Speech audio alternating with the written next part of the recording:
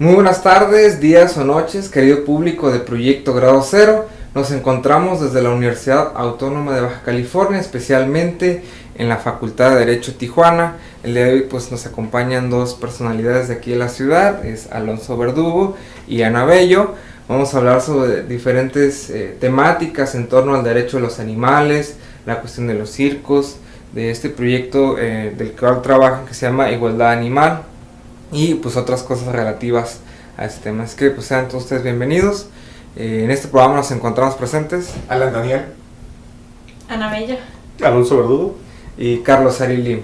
Pues bueno, chicos, en primera instancia la idea es abordar esta concepción o esta idea del derecho de los animales, ¿no? Podemos decir, podemos pensar o concebir que los animales puedan llegar a tener derechos. O sea, nosotros cuando estudiamos derecho se nos dice que solamente es a las personas, ¿no? Pero quienes defienden o quienes están en movimiento han presentado argumentos, han presentado razones para poder abordar y poder defender la idea de los derechos de los animales. Sí, así es. Ahí tenemos que definir entonces por qué solamente el derecho abarca a los animales humanos, ¿sí? ¿Qué tenemos nosotros en común para mantenernos dentro de esta burbuja del derecho y que nos separa del resto de las especies para decir ellos no cuentan? Si hablamos de el intelecto, pues entonces tendríamos que eliminar a los niños que están con síndrome de Down o una persona en coma, ¿sí? Porque no muestra el mismo nivel intelectual que el promedio de la población. Sin embargo, no es el caso. Sigue manteniendo sus derechos a pesar de que no muestre indicaciones intelectuales, ¿no? Entonces, esa burbuja de derecho, las personas que vivimos una ética antiespecista la abarcamos a los demás animales precisamente porque vemos que lo que nos hace en común a todos es que tenemos capacidad de sentir y de sufrir, de tener experiencias sensoriales individuales y de interactuar con el mundo de una manera subjetiva. Tal vez vamos a decir, bueno, es que los animales no piensan. Bueno, es que los animales no piensan como nosotros pensamos. Definitivamente hay procesos intelectuales, procesos cognitivos en los demás animales. Si nosotros no somos capaces de comprenderlos, no es culpa de los animales, es culpa de nosotros, que no sepamos comprender cuando esos animales están experimentando con el mundo, ¿sí? Ahora, el derecho básico que todos los seres humanos tenemos es el no ser utilizados como propiedad, ¿sí? El no ser vistos como un recurso, precisamente porque tenemos el deseo de vivir nuestra vida como nosotros queramos. El resto de los animales también. Tal vez no lo pueden decir con palabras como nosotros podemos decir, pero es claro que hay una intención de ellos de vivir su vida como ellos la quieren vivir. Nosotros no podemos juzgar si la manera en la que ellos la viven es correcta o incorrecta, pero sí sabemos que ellos así lo quieren hacer, ¿sí? Si un gato quiere estar toda su vida echado en un mueble, ese es su derecho, porque es donde quiere estar. Igual como un ser humano tiene derecho a hacer con su vida lo que más le plazca, evidentemente sin limitar o sin pisotear los derechos de otros, lastimar a otros, los animales también tienen ese mismo derecho, ¿sí? Obviamente no tienen todas las responsabilidades de un ser humano porque no son seres humanos. A fin de cuentas, conceptos como la ética, el derecho, la igualdad, el respeto, son conceptos creados por el ser humano para delimitar y orientar nuestra conducta. Lo que nosotros hacemos es enfocar también esos actos hacia el resto de los animales, porque también tienen ese derecho básico, ¿sí? De vivir su vida como ellos la quieran vivir. Si nosotros entendemos o no entendemos por qué la quieren vivir así, es inconsecuente el hecho de que tienen ese derecho. Bueno, yo quisiera realizar la siguiente pregunta, ponerla sobre la mesa, mejor dicho. En la Ciudad de México ha habido cierta conciencia en los últimos tiempos respecto a los derechos de los animales. Yo quisiera saber, en el caso de las entidades federativas y para efectos de la entrevista de nuestra entidad federativa Baja California, ¿qué tanta conciencia existe el día de hoy de los derechos de los animales? Efectivamente, en el DF pues, hay ciertos pininos, ciertas manifestaciones que sí están conscientes de, pero aquí en Baja California, en Tijuana en específico, ¿qué tanta conciencia se tiene al respecto? Pues mira, es interesante que lo menciones, sobre todo las otras entidades federativas, ¿sí? Encontramos que en Jalisco, específicamente en Zapopan, se dio el primer caso de un rescate de un animal que estaba esclavizado en un circo, ¿sí? Que fue una leona llamada Morelia. Ese caso fue el que desencadenó todo este proceso en las otras entidades federales de regular o prohibir más bien los circos con animales. Entonces, se da en Jalisco y empieza a haber estos detonantes, ¿no? en el resto del país. En Baja California es un caso mixto, porque tenemos muchas personas interesadas en los derechos animales, pero conciben a los animales como perros y gatos, y nada más, ¿sí? Entonces ellos dicen, no es que yo amo a los animales, pero están comiendo un bistec al momento que lo dicen, ¿sí? Entonces, evidentemente no es culpa de estas personas. Hay campañas muy muy fuertes de parte de grupos internacionales que se dedican a eso, a decir que los animales son perros y gatos. Y no golpees a un perro y ya eres parte de la solución. Cuando en realidad el problema son el uso de todos los animales, ¿sí? Entonces, en Baja California hay un trabajo por hacer que es doblemente, por dos lados, ¿sí? Por un lado, se tiene que educar a la población en general, qué son los derechos de los animales, a qué nos referimos con animales, a qué nos referimos con derechos, qué es un trato ético, qué es la ética. Y por otro lado, educar a las personas que están muy interesadas ya en los derechos animales para abrirles más el panorama y así enfocarlos más hacia ese aspecto, ¿sí? Puede que seas mascotero o mascotista, pero defensor de los derechos animales mientras formas parte de su explotación y de su uso, o redefinimos lo que son animales, o entonces no eres un defensor de los derechos animales.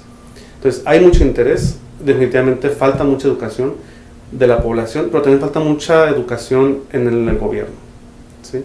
De las mentes más difíciles de cambiar son precisamente los legisladores y las personas que están en situaciones de poder, porque están acostumbradas a que eso es, ¿sí? Convencerlos de que una perrera no es necesario, lo que es necesario es un centro de salud gratuito para la población no humana en el estado, es cambiar el paradigma completamente, ¿sí? Decirles que lo que se requiere no es hacer estas matanzas continuas de perros y gatos, sino unas campañas efectivas de esterilización y de prohibir la crianza y venta de perros y gatos.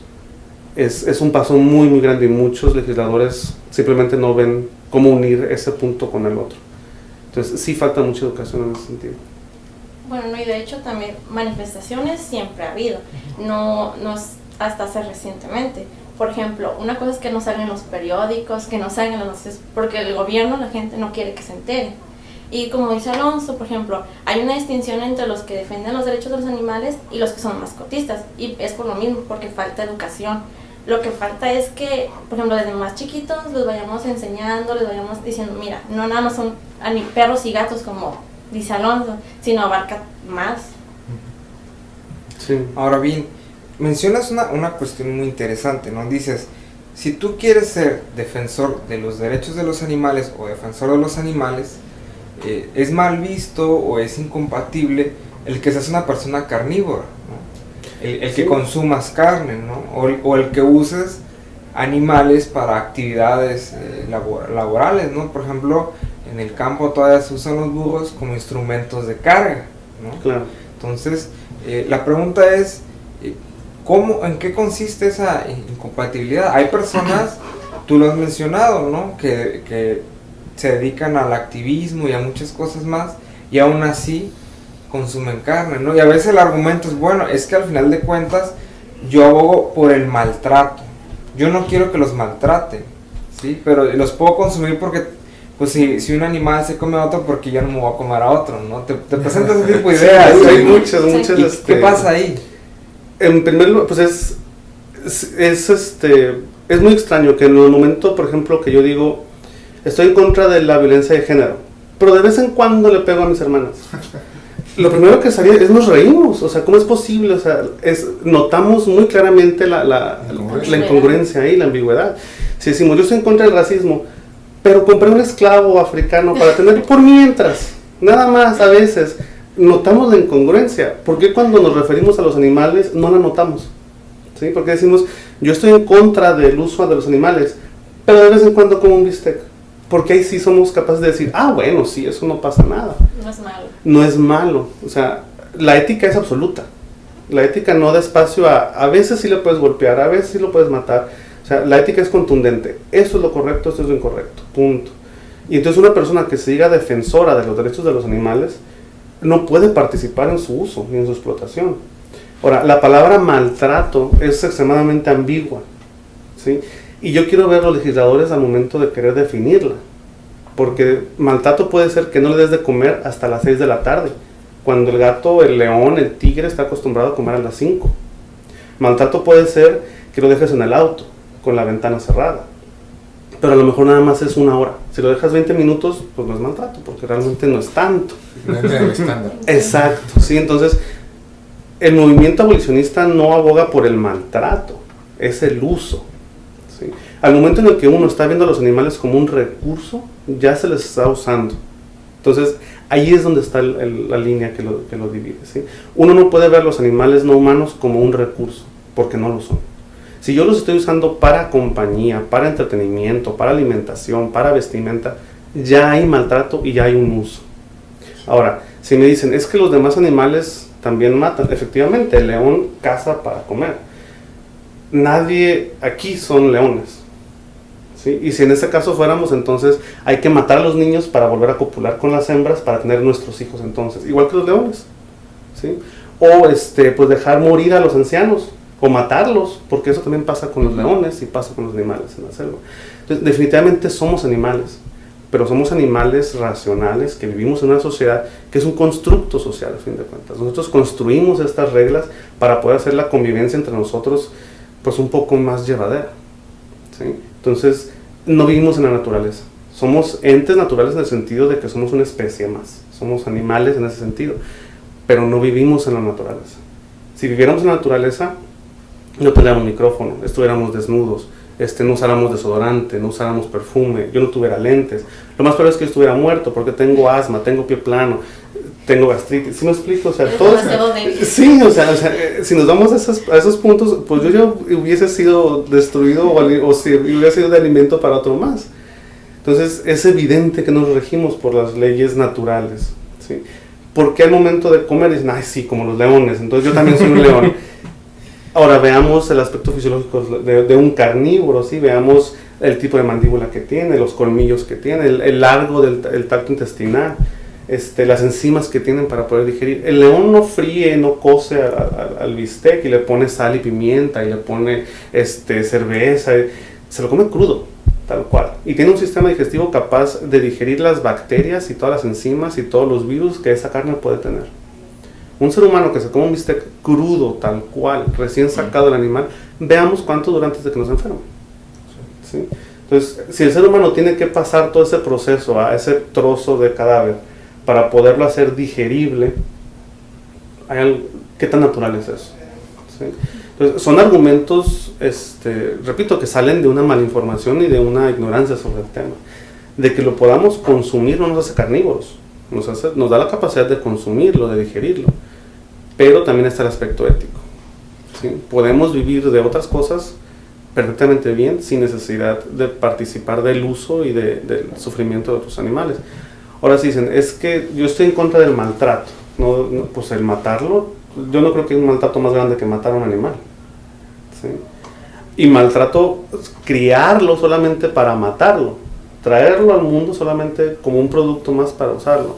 Eso ya eso es maltrato, sí, ese es uso. El pensar que nosotros podemos seguir trayendo a individuos al planeta solamente para usarlos como comodidades, pues, ¿qué nos dice eso sobre cómo nosotros pensamos sobre los demás animales? ¿Sí?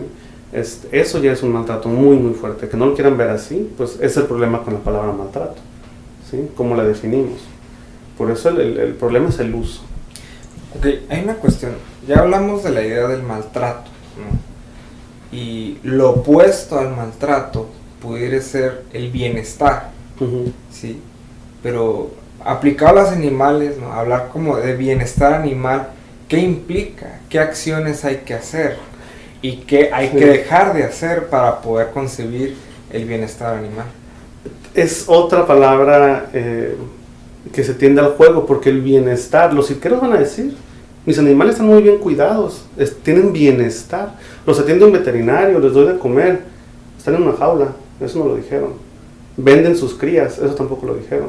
Los golpeo si no hacen lo que yo quiero, eso tampoco lo dijeron. Pero es bienestar, están bien cuidados, ¿sí? Los animales no humanos no requieren bienestar, requieren que se les deje en paz, ¿sí? Una no intervención de los humanos. Exactamente, ¿sí? Hay una arrogancia muy grande del ser humano el pensar que sabe qué especies pueden sobrevivir y qué especies no, y qué especies van en peligro de extinción y qué especies no. A mí me queda una duda, ya que se plantea el tema de los cirqueros, que está muy en boga en los medios masivos de telecomunicación. Por ejemplo, yo he visto varias protestas que se han realizado en la Ciudad de México y veo que ha habido mucha discusión sobre el tema, pero pues a mí me queda la duda.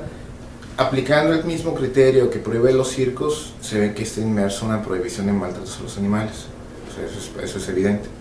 Ahora, ¿qué pasa en ese caso con las corridas de toros? Porque veo que la atención está muy fija en los maltratos a los animales en los circos, pero nada se ha hecho en las corridas de toros, de las peleas de perros, de las peleas de gallos. Definitivamente. Que yo creo que está escapando a la mira pública, no tanto por el tipo de animales, sino incluso hasta por cuestiones económicas. Definitivamente. Ahí estamos viendo un proceso que debe ser el mismo, definitivamente debe ser parejo. Si prohíbe circos con animales, prohíbe corridas, prohíbe peleas de perros, prohíbe peleas de gallos, prohíbe zoológicos, prohíbe acuarios. Sin embargo, hay un proceso económico muy, muy fuerte de por medio. No es lo mismo el lobby cirquero en México que el lobby taurino, ¿sí? Con todo y todo, el lobby taurino tiene intereses políticos, económicos, muy arraigados en la población. No es lo mismo hablar de un circo Ataide que hablar, por ejemplo, de unos hang dog, ¿sí? Definitivamente hay intereses políticos y hay intereses económicos. La población en su mayoría en el país está en contra de las corridas de toros, de igual manera que están en contra de los circos. Lo que pasa es que también hay intereses políticos ahí, que no los hay con los circos, ¿sí? Hay manifestaciones en contra de las corridas. Ha habido propuestas en varias entidades federales sobre prohibir las corridas de toros. Muy pocas las han logrado, por lo mismo, ¿sí? Hay, por ejemplo, en el estado de Jalisco, el gobierno abiertamente le inyecta dinero a la tauromaquia y le subsidia a las escuelas para futuros taurinos, ¿sí? Futuros toreros. Le da dinero a las ganaderas, a los ganaderos para que den los animales a sacrificar en los ruedos. Entonces, hay dinero de por medio, hay política de por medio, lo que no ocurre con los circos, ¿sí? Y muchos políticos lo saben y manejan la idea de los circos precisamente para ocultar la idea de los toros. Dicen, sí, bueno, les damos los circos, pero déjenlos toros. Y los taurinos saben que el siguiente golpe son las corridas de toros, ¿sí? El movimiento abolicionista no buscamos victorias chiquitas, no buscamos, ya están los circos, ya, con eso no, o sea, ese es un paso más a la abolición completa del uso animal. Entonces, si se da a los circos, enfocamos la mirada a los toros, y luego enfocamos también a los perros, y a los gatos, y a los gallos, y a las vacas, o sea, es un todo, definitivamente. Y por ejemplo, la cuestión de los circos, hemos visto por ejemplo en la Ciudad de México que ya se está trabajando en legislar, ¿no? Y otros estados están siguiendo la corriente en el sentido de prohibir espectáculos con animales, ¿no? ¿Cuál es tu opinión ante las medidas legales que se pretenden tomar? Porque muchas veces el gobierno dice, sí, voy a tomar medidas legales, pero a veces se quedan a medias, a veces claro, les falta algo o exceden alguna cuestión. O sea, ¿cuál es tu diagnóstico ante las medidas legales? Se tiene que ver con lupa y con mucho detenimiento, porque una cosa es prohibir los circos con animales. Perfecto. O sea, tal cual la idea es muy muy buena. La siguiente pregunta es ¿qué va a pasar con los animales? ¿Sí? Si a los circos se les va a permitir seguir teniendo esos animales, lo que va a ocurrir es que los circos los van a meter en bodegas. Cuando entren a la Ciudad de México, hacen su espectáculo sin animales, mientras los animales están encerrados en jaulas, en bodegas. Salen de la Ciudad de México, los recogen y se van a otro estado donde sí se permite, ¿sí? Entonces, el círculo de explotación continúa, simplemente no se da en esa ciudad, o no se da en ese estado, o no se da en ese municipio. Ahí el problema de fondo es que a los circos se les deben decomisar los animales, y no ir a una UMA, o no ir a un zoológico, o no ir a un acuario. Tienen que ir a santuarios, y santuarios específicamente diseñados para que ese animal pueda vivir el resto de sus días con la dignidad que se le fue negada durante toda su vida, ¿sí? Que no sea puesto en espectáculo detrás de una jaula para un zoológico, o que no sea puesto a reproducirse para venderlo como mascota. Es nefasto que las instituciones federales aprueben la idea de que los animales exóticos pueden ser mascotas, ¿sí? ¿sí? Porque eso también es estarle dando al circo herramientas para poder después bloquear estas iniciativas. Es decir, no es que no son herramientas de trabajo o no son empleados, son mascotas. Y como mascotas yo las puedo mostrar y hacen gracias, ¿sí? Es muy preocupante ese sentido, de que estén en ese sentido, porque están, por un lado, prohibiendo los circos con animales, pero por otro lado, la explotación del animal sigue estando ahí, ¿sí? Entonces, qué bien, es una muy buena señal que en la Ciudad de México, que en Puebla hoy anunciaron que están prohibiendo los circos con animales, es una buena señal. Pero, ¿qué va a pasar con los animales? A nosotros, a fin de cuentas, nos interesan los animales. El circo en sí es inconsecuente, ¿sí? Ellos pueden seguir teniendo espectáculos con seres humanos y ellos ya sabrán defenderse, qué salario reciben, si tienen prestaciones, si tienen vacaciones o no. Pero los animales, ¿qué va a pasar con ellos? Si la ley queda solamente en que en el territorio definido como Distrito Federal no se presentan circos con animales, ¿qué van a hacer esos circos con esos animales? ¿Los van a donar a una institución? ¿Los van a donar a un santuario? ¿Los van a vender a una UMA? ¿Los van a vender a estos circos de menor presupuesto que andan en pueblos y municipios más chicos hasta que ese animal se muere de inanición y después lo entierran en predios donde el circo antes estuvo? ¿O se les va a obligar a los circos a soltar a sus esclavos y que esos esclavos reencuentren su libertad en un santuario? ¿Sí? Entonces sí tenemos que ver muy bien qué va a pasar con los animales una vez que esas leyes se aprueben. Yo tengo una duda. Veo que muchas personas están defendiendo en parte el argumento de los circos. Igual en su momento el de las corridas de toros dicen, no, es que produce trabajo, es una fuente económica de sostén para incentivar la economía, que es circulante. ¿Qué argumento existe para poder contrarrestarles? Bueno, mira, uno de los principales fuentes de trabajo es el narcotráfico, la prostitución infantil, ¿sí? La pornografía, la trata de blancas. ¿Por qué también legislamos eso? O sea, si nos vamos simplemente a que produce dinero, sin olvidarnos olvidarnos el aspecto ético, pues entonces legislamos todo, nos quitamos de problemas. Aquí el chiste no se está peleando el aspecto económico, se está peleando el principio ético, de no explotar a otro animal sintiente para beneficio económico, ¿sí? Nosotros no queremos que se cierren los circos, queremos regresarle la dignidad al circo y quitarle a sus esclavos, que sean seres humanos los que entretienen. Hay escuelas para circos en Europa, en Canadá, en Estados Unidos, donde se crean atletas, verdaderas personas dedicadas al entretenimiento, ¿sí? No es necesario humillar a un animal forzándolo a hacer poses y figuras humanescas para reírnos de ellos. Entonces, no queremos cerrar fuentes de trabajo, al contrario, queremos que esas fuentes de trabajo se dignifiquen. Igual con las corridas de toros, o sea, asumen que es una tradición o que es cultura. La tradición también es que las mujeres no estudien, ¿sí? Es una tradición antiquísima, larguísima en el país. La tradición es que el hijo más grande estudie y que el segundo hijo se vaya de cura. O la tradición es golpear a la mujer si se porta mal, ¿sí? Entonces, no porque algo sea viejo, se vuelve digno de defenderse. Hay tradiciones que simplemente son caducas, que ya no van con el proceso civilizatorio de la sociedad. Y es necesario eliminarlas. Hay muchas tradiciones que hemos dejado de hacer. La tradición más antigua del ser humano sería la guerra. Sin embargo, conozco pocas personas que les gusta la idea de una guerra, ¿sí? De hecho, como sociedad y como humanidad, quiero pensar que abogamos por eliminarlas. Y sin embargo es una actividad muy vieja. Entonces hay que también estar consciente de lo que esos términos significan y lo que implican. Cuando alguien defiende desde la tradición, pues entonces hay que saber muy bien qué es una tradición y si vale la pena defenderlas por el simple hecho de ser viejas. Bien, ahora otra cuestión que queremos platicar el día de hoy es de Igualdad Animal, que es una organización internacional que tiene una sede aquí en Tijuana. Entonces, pues queremos saber qué es Igualdad Animal, quiénes la integran y cuáles son los proyectos que actualmente pues, son los que están desarrollando y hacia dónde van con ellos. Pues Igualdad Animal como organización tenemos, bien lo dijiste, representantes en México, en España, que es de donde es originalmente la organización, en Estados Unidos, en Venezuela, en la India, en Alemania, en Inglaterra, o sea, tenemos presencia en muchos países.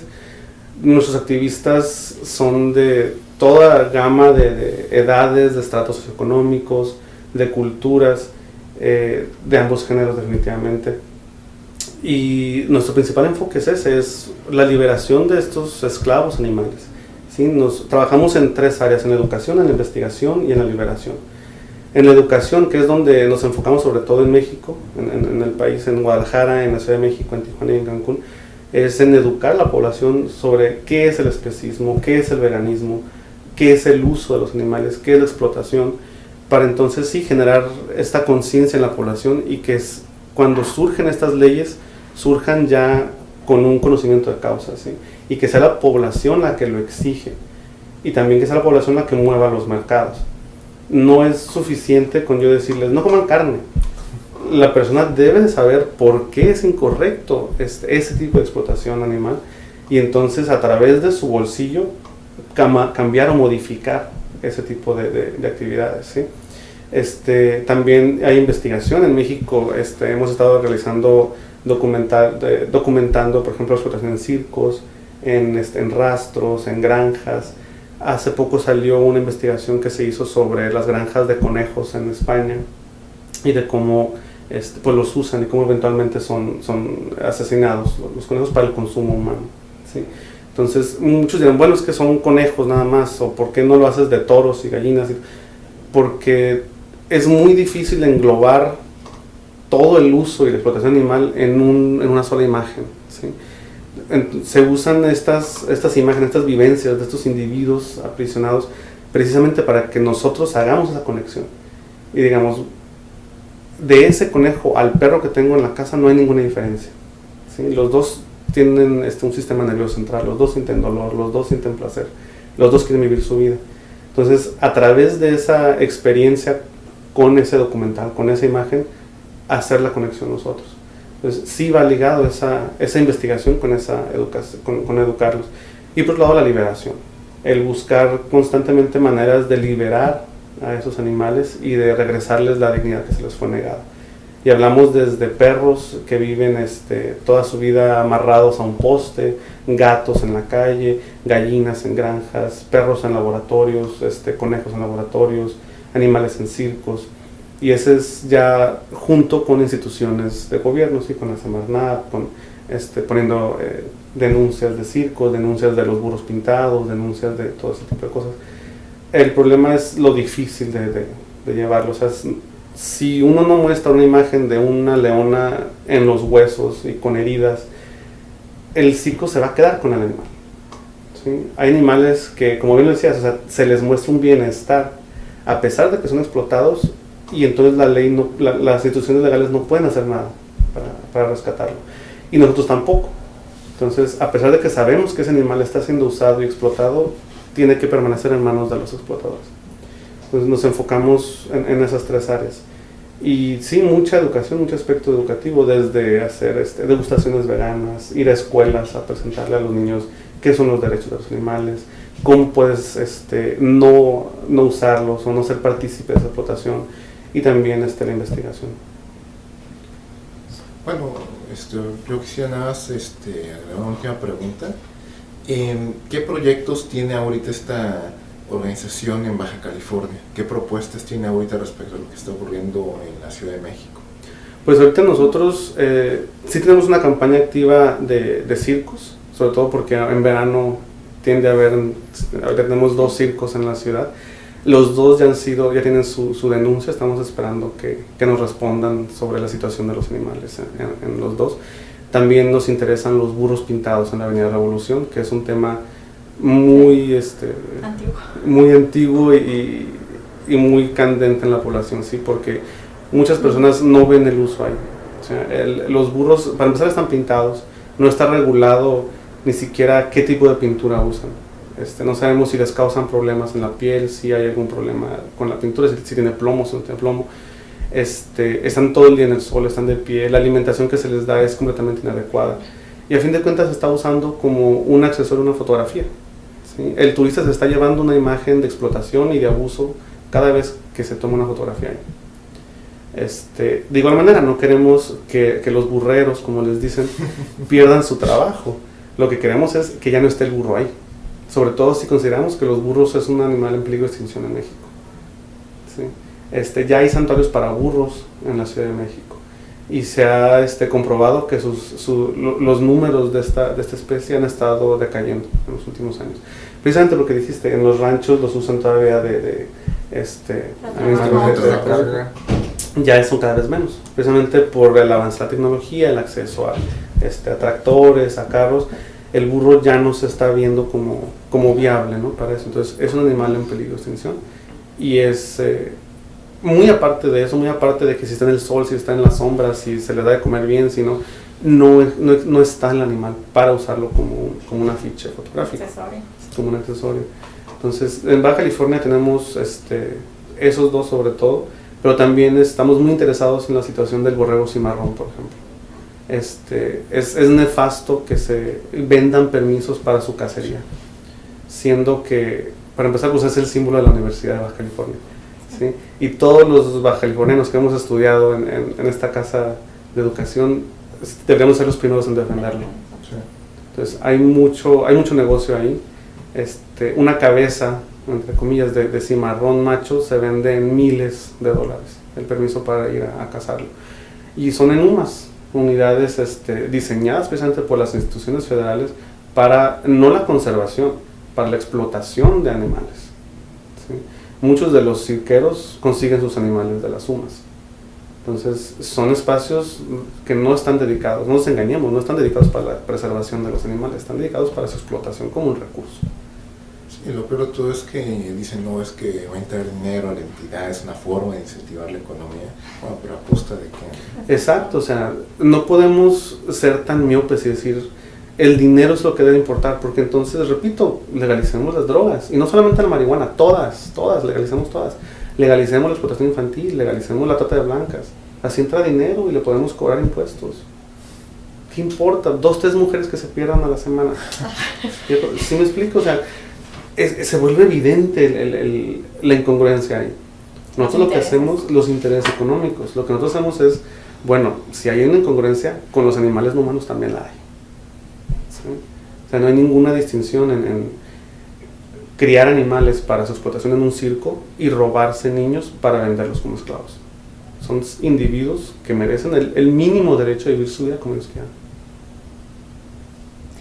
Pues no sé si ustedes quieran comentar algo más. La verdad, la cuestión de los proyectos que he estado viendo de ustedes pues es muy amplia, ¿no? Realmente en la medida en que van detectando nuevos problemas, entiendo que los van abordando, que hay publicaciones, que hay folletos, que hay todo ese tipo de cosas. Y bueno, nada más para cerrar, la cuestión de Tijuana, ¿no? Que mencionaron, por ejemplo, el burro cebra, ¿no? Que es famosísimo. Sí.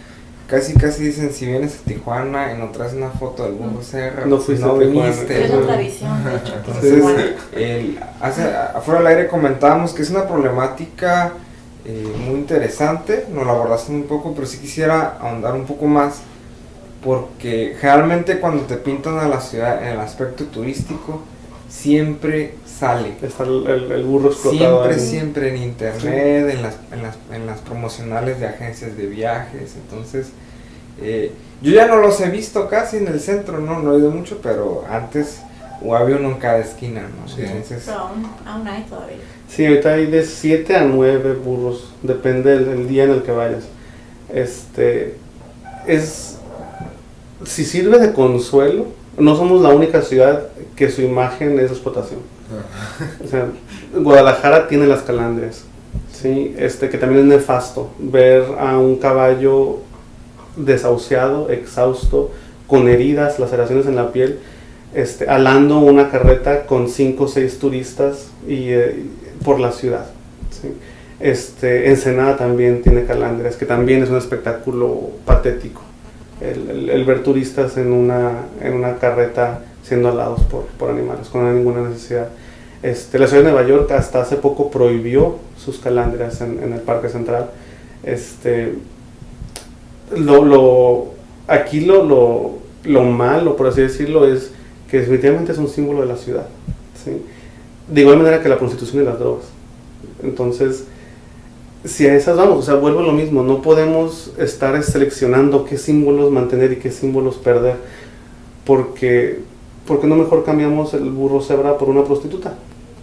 A fin de cuentas, la ciudad se fundó a base de la prostitución y el alcohol, y son tradiciones mucho más antiguas que el burro pintado. ¿Sí? En la primera calle de la ciudad están. Exacto. Sí, es una Realmente. Exacto, que también son símbolos de explotación y de uso y de maltrato y de un sistema patriarcal heteronormativo que explota a la mujer. Definitivamente que lo es. Ahí lo que tenemos que hacer es concientizar a la población, ¿sí? De que una fotografía no vale la explotación y el uso constante de otro individuo. Podemos cambiar, sustituir al individuo y poner una escultura, poner otra cosa, ¿sí? No estamos en contra del símbolo. O sea, un dibujo de un burro o de una cebra no es lo mismo a un individuo que está amarrado a una carreta, pintado y llevando su vida en sufrimiento, ¿sí? Creo que tenemos en la ciudad muchos diseñadores gráficos, muchos publicistas, mucha gente con mucho talento que pueden generar proyectos que modifiquen no en lo sustancial, pero sí en la forma, ¿sí? Simplemente quita al individuo esclavizado, pero mantiene la imagen. Si quieres la imagen de una cebra, quédatela, no hay ningún problema, pero sin explotar a otro individuo, ¿sí? Yo creo que a los turistas les gustaría mucho más esa imagen de la cebra o el burro pintado, pero sin tener allá el animal amarrado a una carreta. Porque la imagen es triste. O sea, uno pasa por la Avenida Revolución y se va topando con estos esclavos en cada esquina y están en condiciones paupérrimas. También en el aspecto económico, ¿cuánto pueden ganar esas personas de esa explotación? Tú lo dijiste, o sea, cada vez son menos. Eso indica entonces que el mercado para ese tipo de actividades es cada vez menor, ¿sí? Como ciudad nos merecemos una imagen que no esté basada en la explotación, ni en el sufrimiento y en el uso.